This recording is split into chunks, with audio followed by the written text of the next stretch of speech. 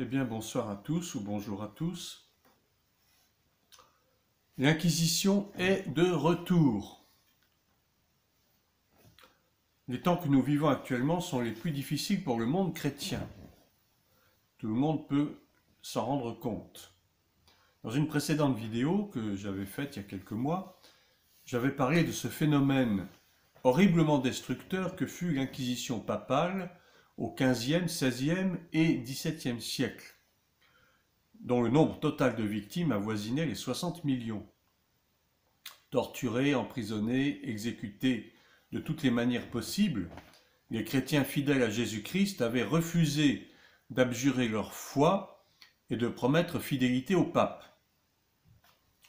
Bien loin de se repentir sincèrement et de reconnaître tous ces crimes odieux, le Vatican continue aujourd'hui encore à œuvrer et à manœuvrer pour faire rentrer le maximum de croyants en son giron, afin de proclamer sa toute-puissance et exiger de ses fidèles, de ses adeptes plutôt, on pourrait dire, la plus absolue obéissance à celui qu'elle tient pour chef suprême de la chrétienté, le pape.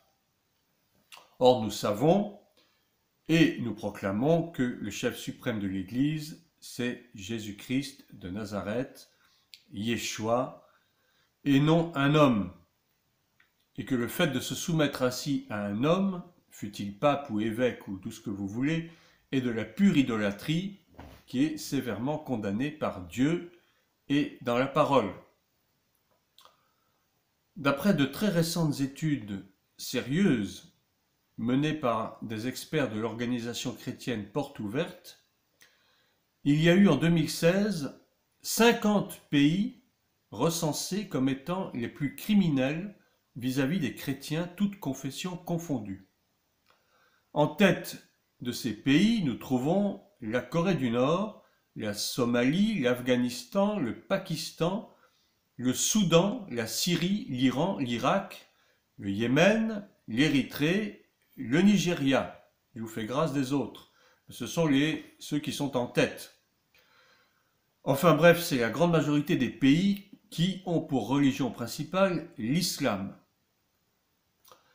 D'après le quotidien La Croix de janvier 2018, il y a actuellement plus de 200 millions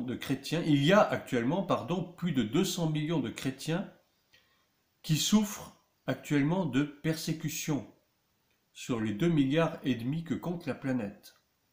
C'est énorme.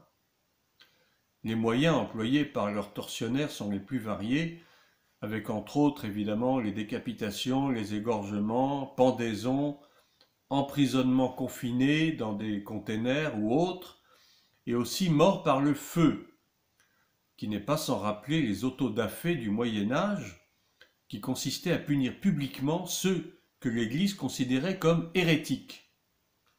Récemment encore, et j'ai vu une vidéo il y a quelques jours, au Nigeria notamment, plusieurs pasteurs ainsi que leurs familles ont été brûlés vifs et ont péri d'une manière atrocement cruelle devant des centaines de spectateurs excités et visiblement très satisfaits du sort réservé à ces malheureux frères et sœurs dans la foi. Il y a ainsi au Nigeria et dans d'autres pays d'Afrique des villages entiers qui sont livrés à des pilleurs, à des criminels qui viennent tirer ces malheureux pasteurs de leur maison et les frapper et finalement les brûler. C'est absolument abominable et insoutenable. Et d'ailleurs, il ne faut pas trop passer de temps à regarder ces choses qui sont ignobles, mais en même temps, il faut prier aussi pour tous ces hommes de Dieu qui risquent leur vie à chaque instant en prêchant l'évangile de Jésus-Christ.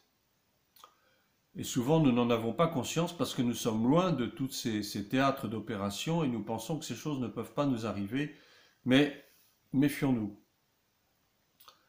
Des organisations terroristes bien connues, financées et soutenues par l'Occident, telles que Boko Haram, Al-Qaïda ou d'autres, sont aussi mandatées pour exercer la répression des chrétiens, détruisant par centaines des villages, des lieux de culte, et mettant à mort des serviteurs de Dieu, leurs familles et des centaines, voire des milliers de fidèles pris au hasard. Et d'ailleurs, on pourrait très bien légitimement penser que ces organisations islamistes sont les principaux exécutants de tous ces crimes, surtout concernant les régions du Moyen-Orient et de l'Afrique. Alors je pose une question, que font les gouvernements de ces pays? Eh bien la réponse elle est simple, rien. Pourquoi?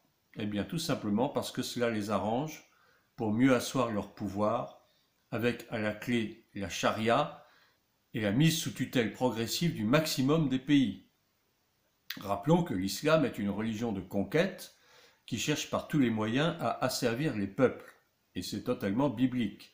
Si on lit dans Genèse chapitre 16 verset 12, concernant Ismaël, donc le bien connu fils illégitime d'Abraham, voici ce que la Bible écrit, « Et ce sera un homme farouche, comme un âne sauvage, sa main sera contre tous, et la main de tous contre lui. Et il habitera à la vue de tous ses frères. » Donc un homme farouche qui aime la guerre, qui aime le sang, qui aime la bagarre, et c'est exactement le visage que nous montrent les islamistes aujourd'hui. Quel est le rôle du Vatican? Ah, c'est une question importante. Eh bien oui, le Vatican joue un rôle prédominant dans ces affaires parce qu'il prône déjà le rapprochement du christianisme et de l'islam depuis déjà une bonne cinquantaine d'années, je dirais, en soutenant la thèse que les uns comme les autres croient au même Dieu. Ensuite, le Vatican joue un rôle par l'écuménisme, dont les progrès vont croissant. Cet écuménisme qui consiste, je le rappelle, à rassembler toutes les religions sous une seule bannière qui prendra le visage de la religion mondiale de l'Antéchrist et du faux prophète que décrit Apocalypse. Eh bien pour cela, il faut tout simplement éliminer les chrétiens qui croient à la Bible comme seule référence et qui n'accepteront jamais cette fausse religion blasphématoire envers le seul Dieu saint et véritable. Voilà. Donc le Vatican fait le ménage autour de lui pour mieux asseoir sa religion mondiale, qui est préparée déjà depuis pas mal d'années. Enfin, notons que tous ces crimes font aussi partie malheureusement d'un jugement de Dieu sur sa maison. Il est écrit dans 1 Pierre chapitre 4 verset 17 que le jugement va commencer par la maison de Dieu. En clair, cela signifie que Dieu va exercer son châtiment sur les faux pasteurs, les faux prophètes, les faux apôtres qui induisent les fidèles en erreur par des fausses doctrines, par l'appât des bénédictions, par l'appât de l'argent facile et qui prétendent que le salut ne peut pas se perdre. Mais ce jugement tombera aussi sur les fidèles qui auront accepté tous ces mensonges sans chercher à savoir où est la vérité et surtout sans reprendre ceux qui mentent au peuple. Quand même, chacun a sa part de responsabilité. La Bible dit que si ton frère a péché, va et reprends-le. Eh bien cela concerne aussi bien les pasteurs ou les autres serviteurs de Dieu que les fidèles, qui égarent les gens dans les fausses vérités et qui se laissent égarer. 1 Pierre 4, verset 17 nous dit ainsi, « Mais si quelqu'un souffre comme chrétien, qu'il n'en ait point honte, et que plutôt il glorifie Dieu à cause de ce nom, car c'est le moment où le jugement va commencer par la maison de Dieu. Or, si c'est par nous qu'il commence, quelle sera la fin de ceux qui n'obéissent pas à l'évangile de Dieu? Et si le juste se sauve avec peine, que deviendront l'impie et le pécheur? » Voilà ce qui nous attend, chers frères et sœurs, chers amis, et ce qui arrive actuellement à des milliers de frères dans le monde peut aussi bien nous arriver à nous, qui sait?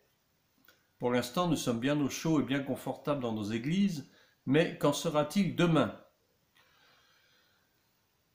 En attendant, nous devrions veiller et prier déjà pour nos frères qui sont menacés et aussi pour nous-mêmes, afin de pouvoir résister à la tentation de ne pas renier notre Seigneur si cela doit nous arriver. Soyez bénis et restons vigilants.